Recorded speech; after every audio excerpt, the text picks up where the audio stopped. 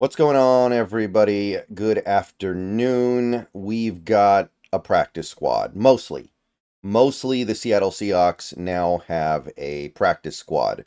I think there's one spot that is still up in the air, technically two, but we pretty much know what's going on here, and we can even make some pretty fair guesses on what the last spot is for anyway.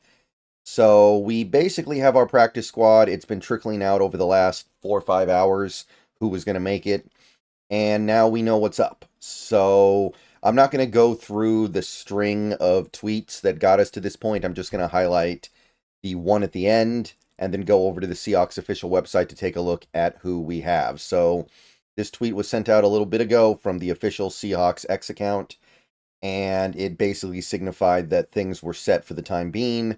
Again, there is one open spot, but I think we all know what's going to happen with that. So let's go ahead and talk about what there is to analyze so far. So going over to the Seahawks official website, you can see this picture here that lists everything. If you scroll down a little bit, you can also get the list in text form if you prefer that. So let's run it down here. Quarterback, there's no quarterback yet, and I have a pretty good feeling that the final practice squad spot that we still have open and undeclared is probably going to go to a quarterback. Maybe we just really don't like PJ Walker and we want to try to do better. Maybe we're just letting PJ Walker have a chance to make a 53-man roster.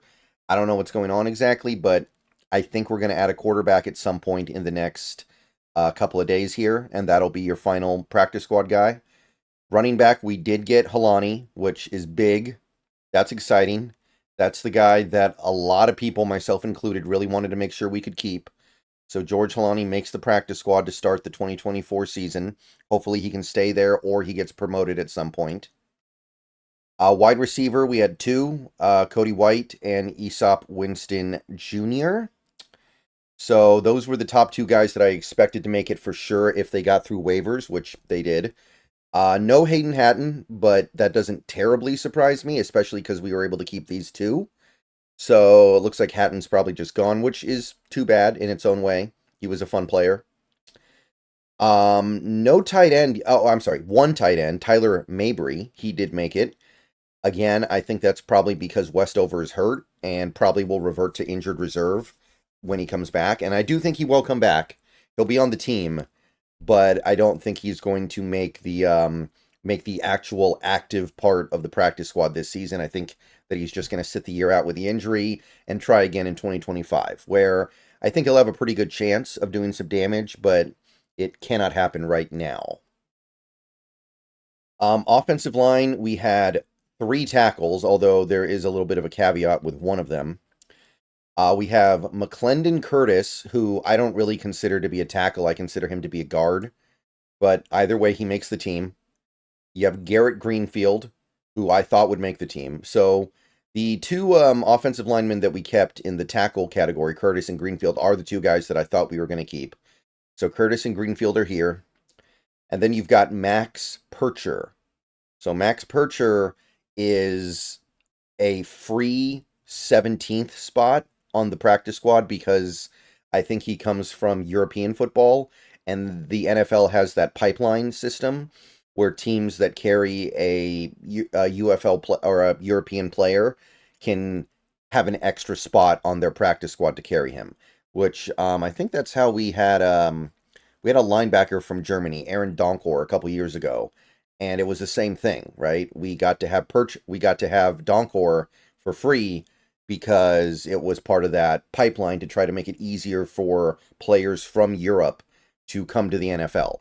Percher is in the same boat, so there's no reason not to have him, basically. So we get a third tackle, and we also have a guard, Raekwon O'Neal.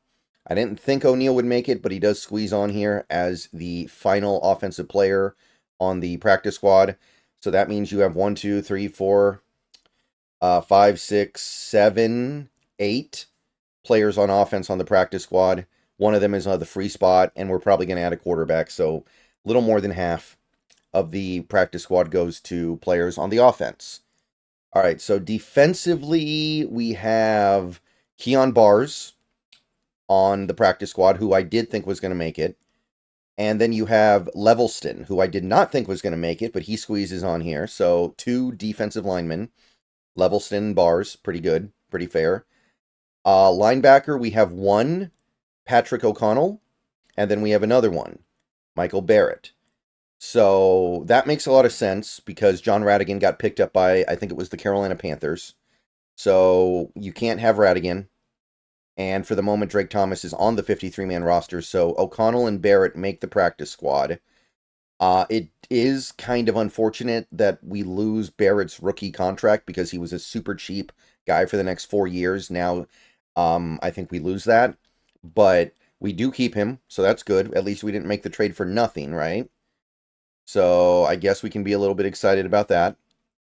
Cornerback, this is actually a pretty nice one here. Artie Burns. Artie Burns made the practice squad.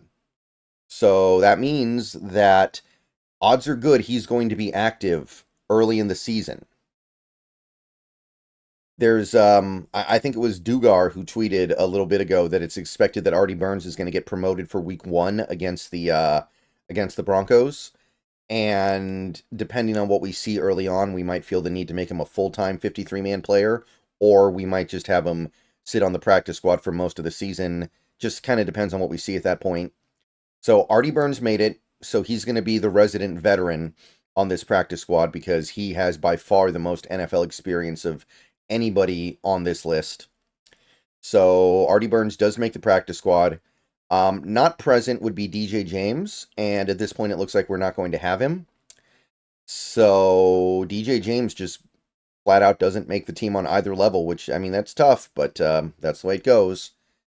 And then we have 2 safeties. You have Marquise Blair, so good for him. He makes it back.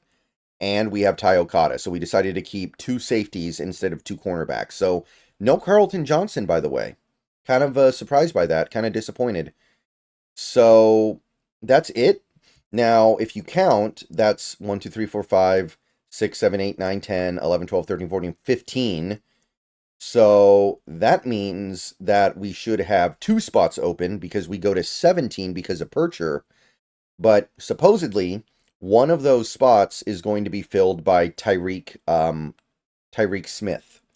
And if you think that name sounds familiar, you are correct.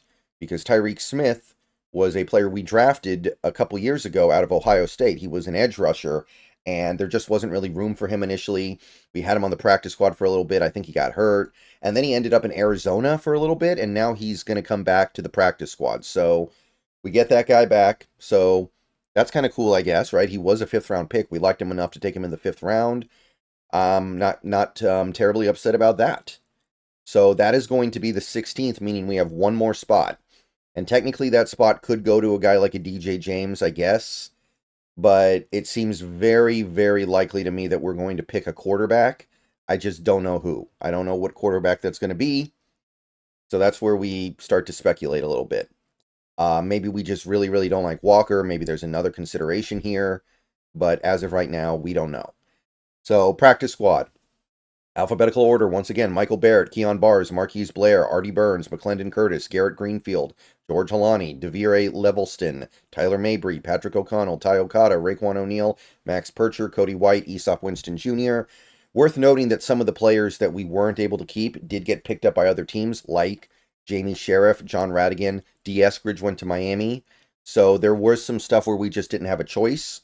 But we did have a choice on a couple of guys, and we just decided not to keep them, which certainly interesting choices. All right, let me know what you guys think. See you guys later. Go Hawks.